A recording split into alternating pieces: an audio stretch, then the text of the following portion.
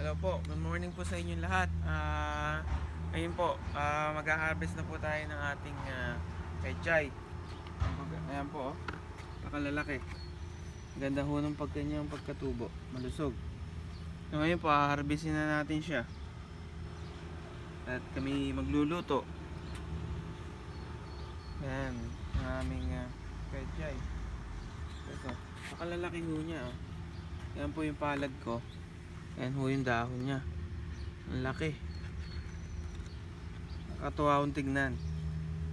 Kaya lang oh, kailangan silang harvestin eh. Harvestin na natin. Harvestin natin yung kanyang pangkay.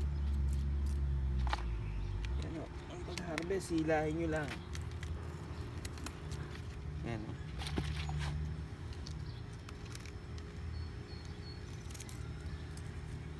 Po talaga ang gulay. Ito ang laki oh. Ang laki ng ano niya. Oh, ang laki oh. Nakatawa. Ayan oh. Natin natin ilalim niya.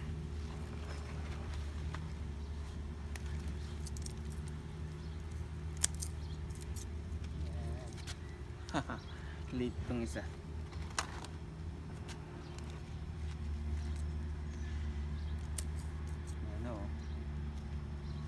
Petsay. Ayusin na natin sa lalagyan.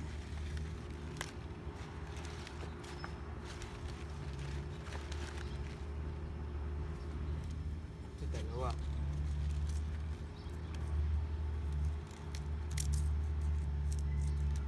Saan ang ugat? Ang dami ugat niya.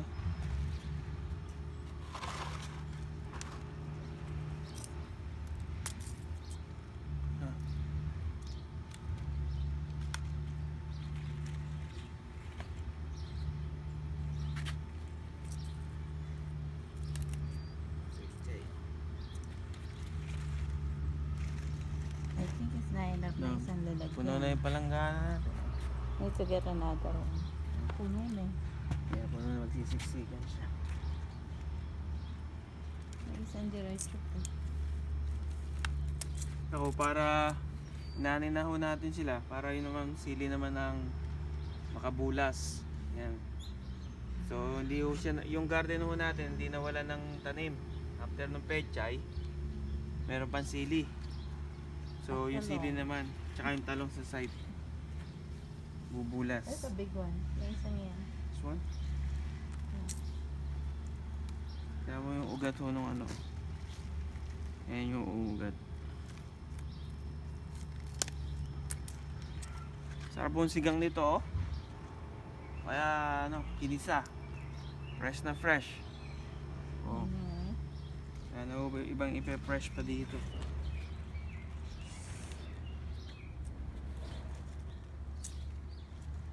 Sayang oh, maliit. Tanim mo? Tanim mo natin. Kasi maliit na naligaw. Balik natin. Ay, madiligan. Sandali lang tanim tong ano. Isang buwan lang, 45 days. So, wala pa pala. Wala pa, walang portion. Wala. Mga 3 weeks. 3 weeks siguro. 3 weeks lang ho yan, no? Ang dami nung ano. Makakaani na kayo. Guys, ngayon babanlawan natin yung ating inanim pechay. Ayan yung mga inanin natin, no? Kaya para pagdating sa loob ng bahay, malinis na. Malinis na siya. Walang insekto. Dami kasing mga maliliit na insekto. So, kaya na natin siya. Susuling sa loob. Ayan, para malinis. Okay, so. Fresh na fresh. Ayan.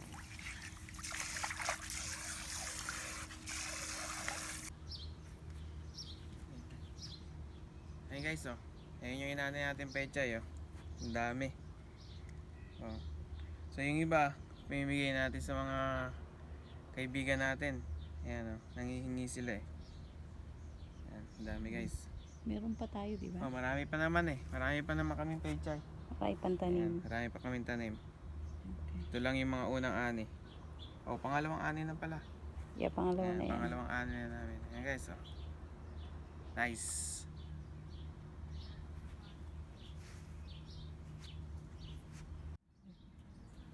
So yun guys, ngayon, ani naman tayo ng ating talbos ng kamote, tsaka kangkong. Try nating magsigang ng baka. Baka sakaling baka. Ayan guys. So ang gagawin natin, yung taas lang muna ang natin, anihin. Kasi para magsasanga uli siya dyan, oh. Tutubo uli yung kanyang talbos. Dulo-dulo muna. Ayan. Hindi siya kakalbuhin. Ayan muna natin. Ayan.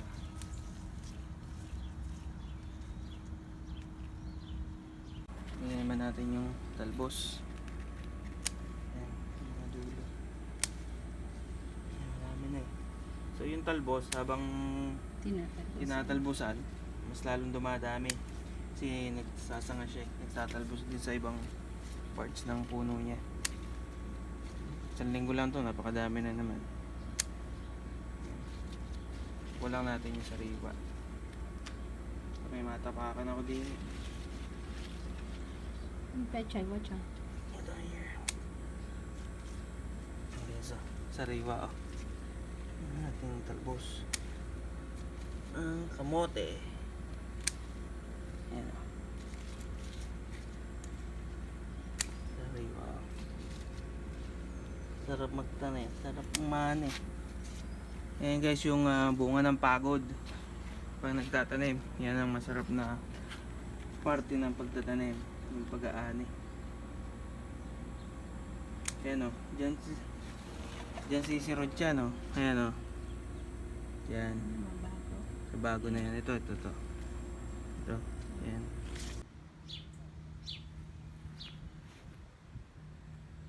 Okay guys, ngayon aani naman tayo ng zucchini. Kukunin na natin yung zucchini natin. Ayan o. Ang laki o. Kukunin na natin siya. Aani na natin.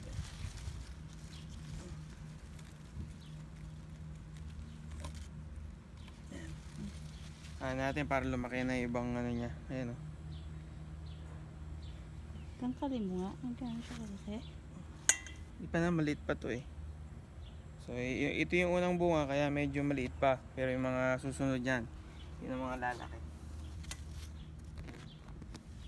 Yung isa mas maganda. Mas marami siya. Mas maraming bunga isa. Ito. Ito. Ayan, madami yan. Hopefully. Magsilaki na sila. Ayan o. Meron tayong talbos. Sama na sa sigang. Tsaka ito. Ating gulay. Ayan. Ayun guys, tapos na tayong mag-harvest ng halaman. Ito yung mga na-harvest natin. Ayun guys, oh. Ang daming petsay, oh. Ayan, oh. Ang dami. Tapos meron pa tayong yung ating talbos ng kamote, tsaka kangkong. Meron pa tayong spring onion. Tsaka yung ating zucchini. Hey guys, fresh na fresh yung mga halaman, oh. Sarap. So sa konting panahon, ayan oh, may harvest na tayo. Kaya tama nga yung sabi nila, kapag may tiyaga, May tinanim. may tinanim, may anihin. Ayan oh, pag may tinanim, may pansahog. Ayan oh. Pag may tinanim, may gulay. So happy. So guys, kung bibili nyo to, mga Gulay is siguro, nice. how much this? Mga $20. Mga $20 na itong Yeah, mahigit. kasi mahal yung kangkong. Yeah, kangkong $7 per pound. Tsaka yung And talbos. Ito rin, mahal din to eh. Yeah, Guys, oh. kasi nasa lahat. Nakatipid na. May mga $20 to. See? Guys, oh. So, magtatanim lang kayo. Guys, oh.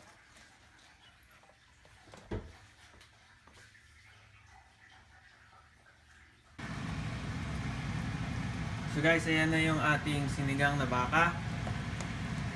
Ayan guys, oh. Baka. Ano siya? Beef shank.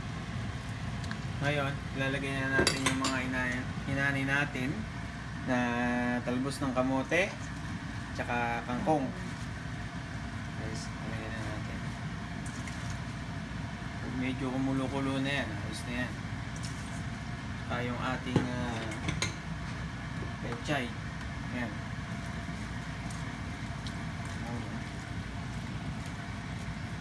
Guys, yung ating pechay. Ayan. Ilagay na rin natin.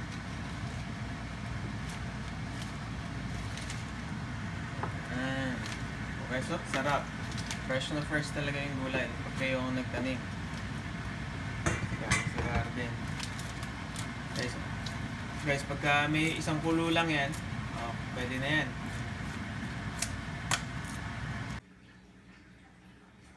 So guys, luto na yung ating sinigang na baka. Guys, yung ating mga galing sa garden na harvest. Tikman na natin. Sarap guys. Sarap ng fresh na gulay. Tsaka yung sabaw, yung asim niya. Tama lang.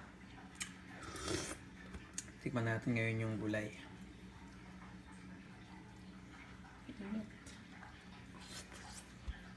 Oh, sarap. Fresh and fresh. So there you go guys. Nakaluto na tayo ng ating sinigang. At nakapag-harvest na tayo. Thanks for watching our videos. And that's it. God bless everyone. And bye for now.